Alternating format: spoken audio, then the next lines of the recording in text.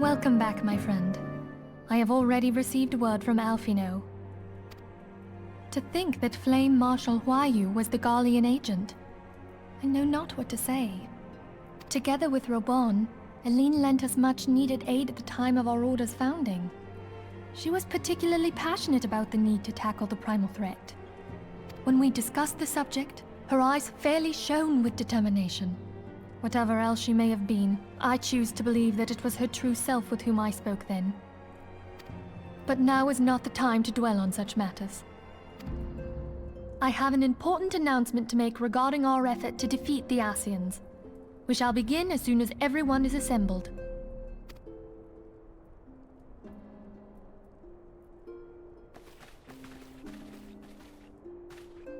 My thanks for coming, friends.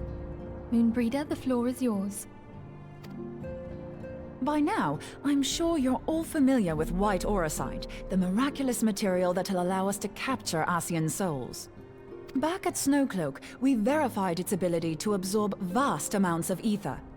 Alas, it leaves something to be desired in the area of stability. The stone can only store ether for a short while before expelling its contents. In addition to auracite's inherent limitations, we must needs be wary of our enemy's strength. Our foe draweth upon an infinite wellspring of power.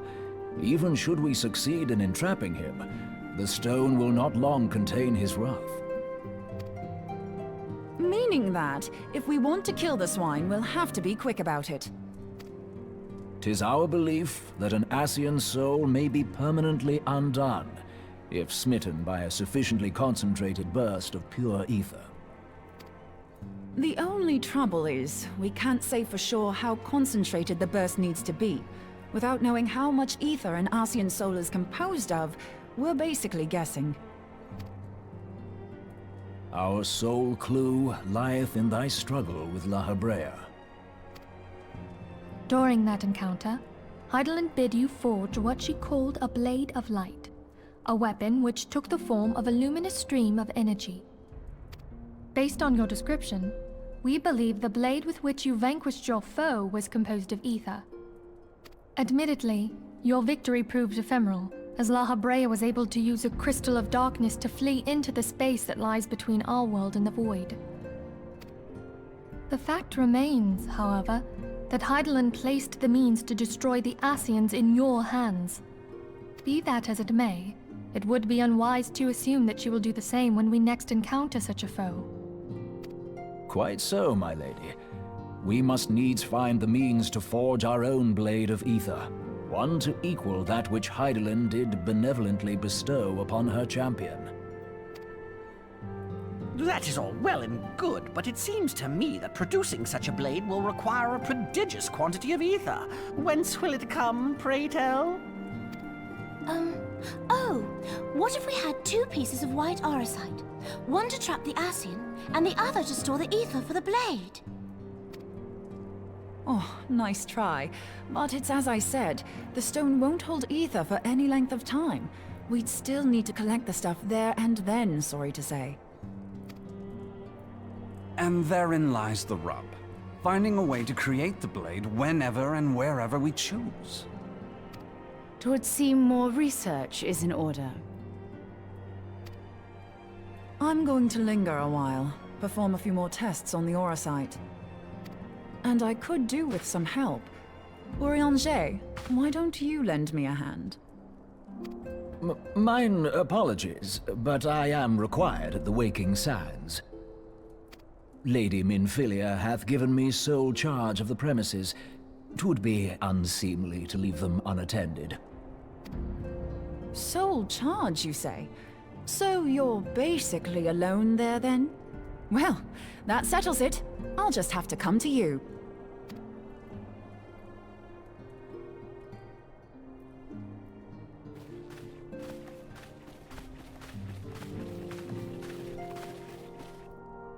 While you were afield, word arrived from the Sharlayan motherland. You will recall that a survey party was dispatched to investigate the incident of the Isle of Val. What they discovered was troubling, to say the least. According to the report, the Isle has been erased from existence. 'Twas as if a hole had been torn in the very fabric of reality. Aye, yet the mystery endeth not with the isle's disappearance. It hath come to light that a number of scholars in various other locales were reported missing at a similar juncture. What's more, they all had something in common with the head of the students of Baldessian.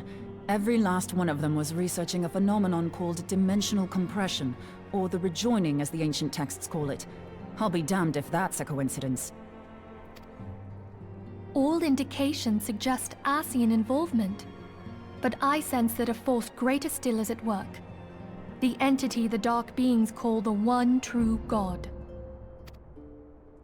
We must pray that my dear friend Kryl regains consciousness soon. If she bore witness to the Isle of Val's final moments, she may be able to shed some light on this mystery.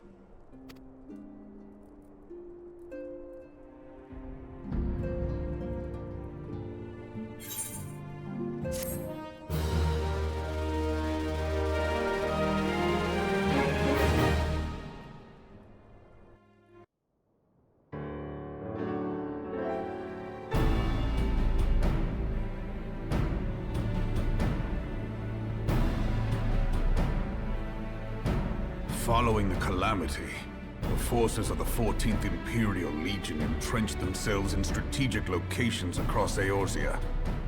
So swiftly did they accomplish this, it was suspected that they had received help. To think that it came from Huayu, my right hand. There is more. We have reason to believe that Huayu didn't deal exclusively with the 14th. She also answered to a higher authority in Garlemald. But this higher authority could not have been the Emperor. By consenting to the Media Project, Solus Zos Galvus showed himself to be more concerned about preventing the spread of primal influence than claiming Eorzea for the Empire. He would happily have seen the lot reduced to ash. We believe a number of high-ranking figures within the royal household were against the decision, but that they knew better than to oppose the Emperor openly. Of course, this didn't prevent them from making clandestine provisions, in which Huayu played a part. Alas, these provisions did not prevent Dalamud from falling, and the ensuing chaos changed the face of the realm forever. Yet Eorzea survived. To all intents and purposes, the Meteor Project had failed, and the Empire was left to rue its lack of a decisive means to eliminate the primals. Until, that is, it stumbled upon the Ultima weapon. Even before the accursed thing was dug up, it seemed to me the 14th had the might to overwhelm our weakened armies. Yet they chose to hide behind their walls. Why? The Black Wolf was wary of making the denizens of Eorzea desperate, lest more primals emerge to bleed the land. The discovery of the Ultima weapon, however, emboldened him to resume his war of conquest in earnest. But there was one in Garlemald who believed that Van Belsar's actions were premature. One who stood higher in the Imperial Army's chain of command. He ordered the Legatus to halt his advance, only to find that the Black Wolf had slipped its leash, and that the 14th now acted alone. In a bid to bring Van Belsar to heel, he used the agent he had planted in Ul'dah prior to the calamity to undermine the Legion's efforts. A man who outranks Van Belsar, yet opposed the late Emperor's decision to annihilate Eorzea. This could only be the former High Legatus of the Garlean army, now known as Emperor Varus Zos Galvus. So he was Huayu's true master. But one of several in actual fact. We've learned that even as Huayu served the Empire's interests, she sold Imperial secrets to a certain faction in Eorzea. In so doing, she helped to maintain the status quo, thus prolonging the conflict. Considering who stands to profit from war, it isn't hard to imagine who her other masters were. Seven hells! You mean to say that she was a double agent? Triple, if you consider her services to Van Belsar and the new Emperor as separate. As neatly as these pieces seem to fit, one aspect of the puzzle remains unclear to me. By whose will was the Marshal feeding intelligence to the heretics? And try as I might, I fail to see how aiding their cause would profit either her Imperial or Monetarist masters. Could it be that another hand is at work here? If so, Huayu must be made to reveal whose it is.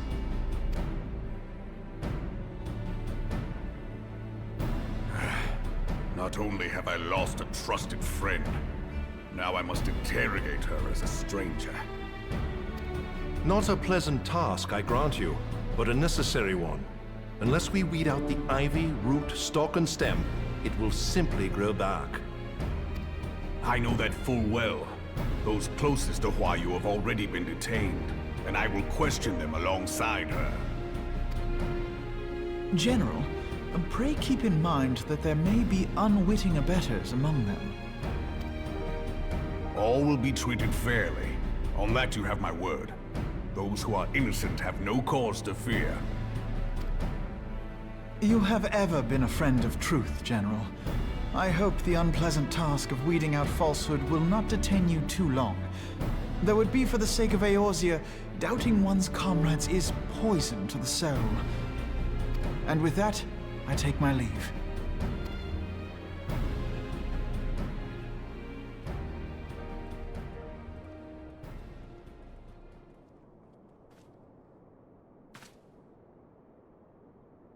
All these years, I've been made to dance to their tune.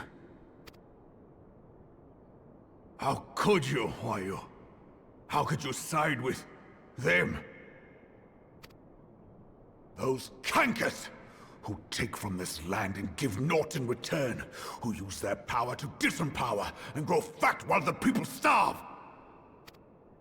I know you can hear me, monetarist scum! Your crimes will not go unpunished! Tayum, purge this land of your sickness before the eyes of the 12, I swear it!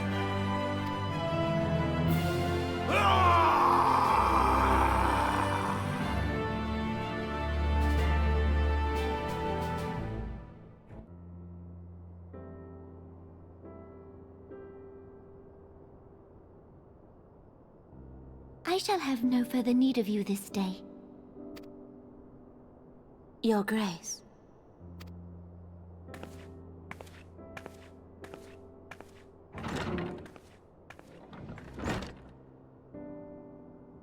I fear that not even mine own chambers shall remain private for long.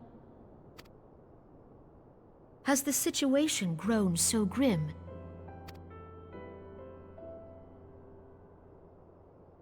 Ever since he proposed the Cartiner Reclamation Bill, Teleji Adeleji has risen to greater prominence upon the backs of impoverished refugees. The monetarists were ever united in their pursuit of profit, but the man's actions have torn a rift in their ranks. They snap at each other as rabid dogs. Yet now is not the time to be bickering among ourselves. If this bickering is a threat to law and order, might you not have grounds to dissolve the Syndicate? Would that the solution were so simple, Admiral. Alas, my moving to dissolve the Syndicate is certain to spark outrage among the influential merchant class, whom the Cabal represents. This would serve to exacerbate the current unrest, and peace would slip still further away. Be they rich or poor, natives or refugees, all who reside in Ul'dah have a right to pursue happiness. It is the duty of a ruler to protect this right. If I am to perform my duty, I must needs tread warily. It would not do to make enemies heedlessly. Were Lord Lolorito here, he would doubtless say that I have my head in the clouds. A ruler is required to take a wide view. Try as we might to cater to all needs, some will inevitably be overlooked. As such, there shall ever be citizens who feel aggrieved. It cannot be helped. But as you have informed us, the monetarists take no view but their own. They hunger for power while the masses starve. In the absence of a common cause, it seems beyond any one individual to make Uldar whole.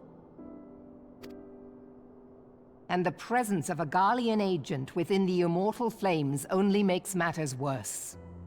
Even accounting for Uldar's historic reliance upon mercenaries, such a grievous breach of security is unprecedented. I fear this business will provide the Monitarists with a rod to beat Rauban.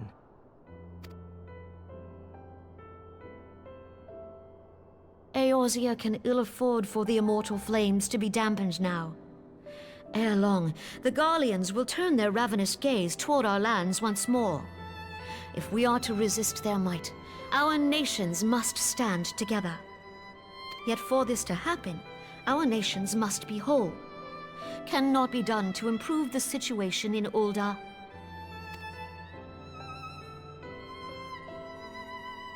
The true wealth of Uldar lies in the health, happiness, and hopes of her citizens. Alas, the citizens shall never know these things, so long as their lives are ruled by the ambitions of the few.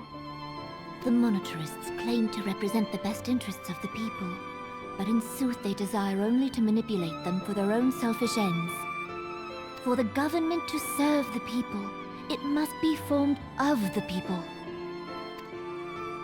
For Uldar to move forward, it is not only the Syndicate that must be dissolved.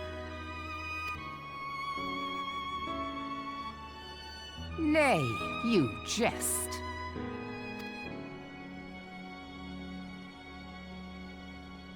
My friends, it was for no other reason than to make known to you mine intent that I requested your presence here.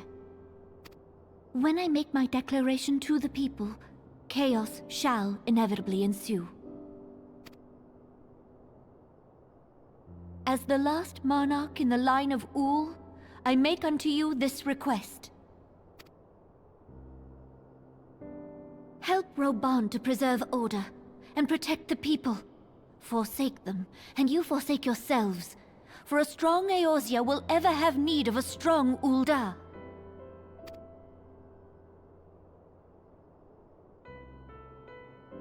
Your Grace, are you certain of this? There is no other way. When the time is ripe, the nation shall become a true republic. Both royalists and monitarists shall cease to be. Uldar will no longer belong to kings or queens or merchant princes, but to her people.